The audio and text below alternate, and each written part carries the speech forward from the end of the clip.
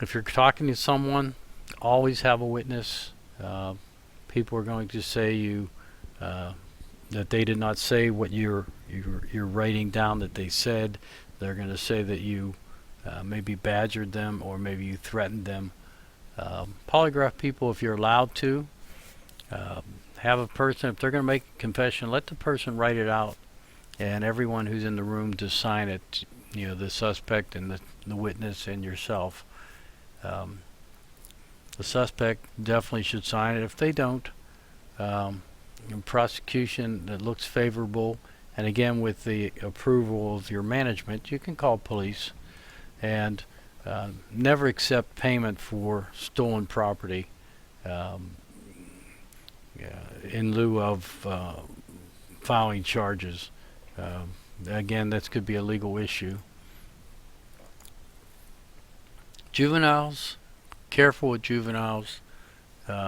Anyone that's under the age of 18, if you're in an environment where you're going to talk to them about some issue they may be involved in, make sure that some of the things you do before you do it, to make sure your attorney is on board.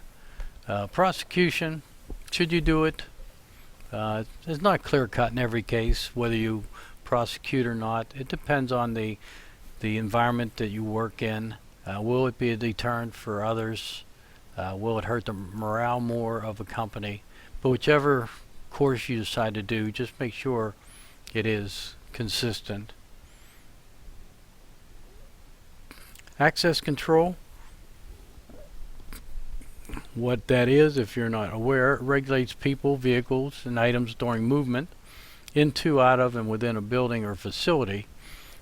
It controls employee traffic. A lot of times you'll have card access at a gate where they'll have to present some ID or electronic entry card. The fewer entrances and exits that you have is the best. When it comes down to searching employees, it's a very delicate issue. You must have the buy-in of your management and your legal department. And again, that is up to your company if they feel you have the right to search employees or other people. Access control. Again, who are you trying to control? You're trying to control the flow of your customers, your salespeople, your vendors, service people, contractors. You're trying to control movement of property and packages within a facility or things leaving the facility. Some places have a property pass system where if they want to borrow an item from a company, they'll get approval from a particular department manager to borrow some equipment. They'll get it signed off on. They will bring that to you, show you they are borrowing it properly. If they don't have the proper paperwork, then again, it's up to your company. Sometimes they'll just have you call that manager for approval, and in some cases they'll just not let the person take the equipment out without the proper pass. There's several different types of access control. Magnetic stripes, you see that on your banking cards. Again, that's easy to duplicate. You see the problems they're having with cards, ATM type cards. Weekend cards have a strip in the middle of them, middle strip, but if you can bend, break it, that can be a problem. You see them in a lot of places where they slide the card. There's also, besides the strip on the back of it, you'll also have a metal strip on the inside. Barcodes. You see this. Everybody knows what a barcode is. You've bought enough things with it. You scan them and it pops up a price. If you're in a store, same thing with the barcode on an ID card. It gives the numbers on the bottom with the barcode that'll give you the name of the person who is the card holder of that particular card. Proximity cards, a little more expensive, a lot more durable. There's no moving parts on it. All it is a transmitter that you have in your hand, and there's a card reader that is on the wall, and it'll read the information that's on the card. If you're authorized access, it'll allow you access. Smart cards, they also have different components to it where they can contain more information. It could be your history of buying at a particular store. It may be a medical card that has all of your medical information in it, in addition to allow you access.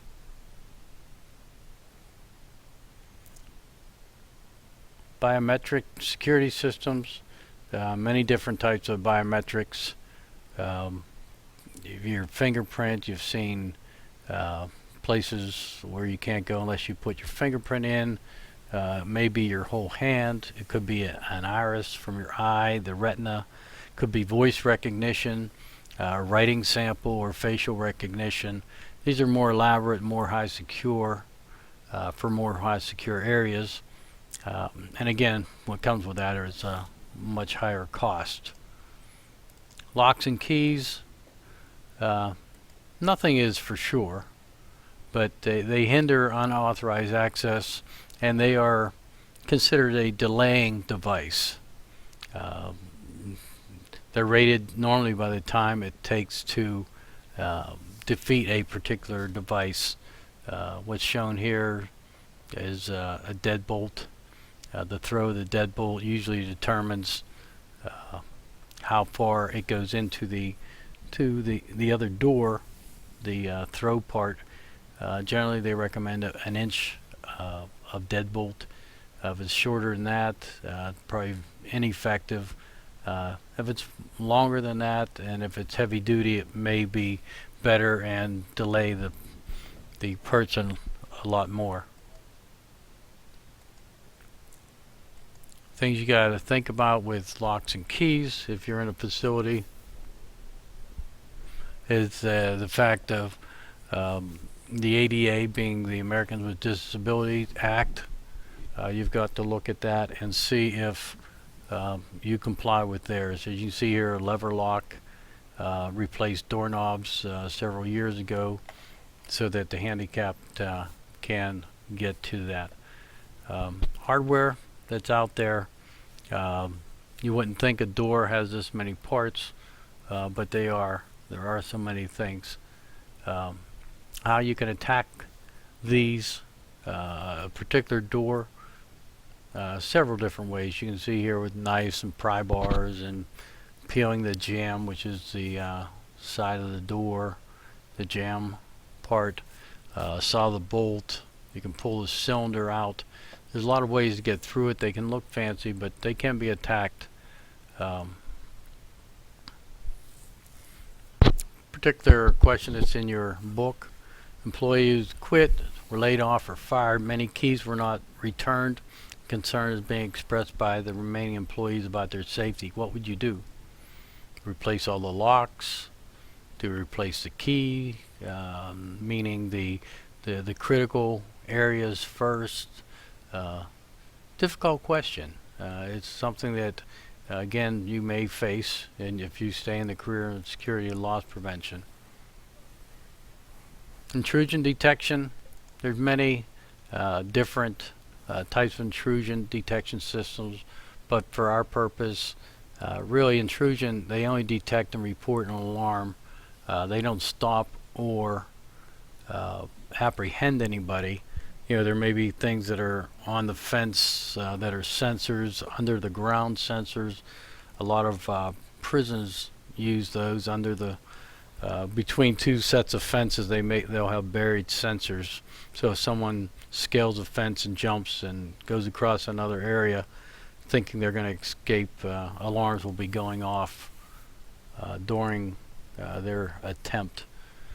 Trends that happen: microwaves, passive infrared systems, different technology, because you want to be sure an alarm is real, because false alarms again tends to be the biggest problem in the industry. Make it so it may be made so that two sensors have to go off before an alarm will go in. Distinguish between an animal and human. This is a problem I had back in the early 80s. A fence that we had alarmed was too sensitive. When we went to check out alarms, in many cases it was birds that were sitting on the fence. So that can be a cry wolf situation many times. Segmented alarms, and then who monitors these alarms, whether it's audible alarms or whether it's CCTV. What could we be headed for? There's a privacy conference, and no one can get in because there's just too many deterrents to get in there. And smile you're on police camera while you're in the bathroom. I don't think we want to get that far. But sometimes, actually there was something like that, but sometimes all we need, somebody like good old Barney Fife, someone who cares about the honesty and integrity of the people that he serves. So I'm hoping that hopefully you have realized that trying to prevent theft within an organization is a difficult and challenging process. If you have to work closely with management personnel, get their buy-in, work with legal departments so you don't violate any rules, outside agencies with OSHA and Homeland Security, but also with ADA. There's a lot of requirements that you have to be aware of. You can't just put locks and bolts on everything to secure it. Also, if you're in an area where you're selling products, you have to make it so people can get to the product yet not walk off with it without paying. I think you've seen in many stores devices they've come up with lately to secure things that are small, especially computer related items. They'll have it in something plastic that is larger than the item because of make it more difficult to conceal, or they may have it in an area where somebody from the store has to come over and unlock the item for you. And in some places you'll see an item on display that's locked up, and then you'll take a slip of paper up to the register to buy it, and they'll go get it for you. So hope you've learned a little bit about employee theft and countermeasures. And if you're interested in doing the extra credit assignment, I'm looking forward to seeing the results. If you have any questions, give me a call.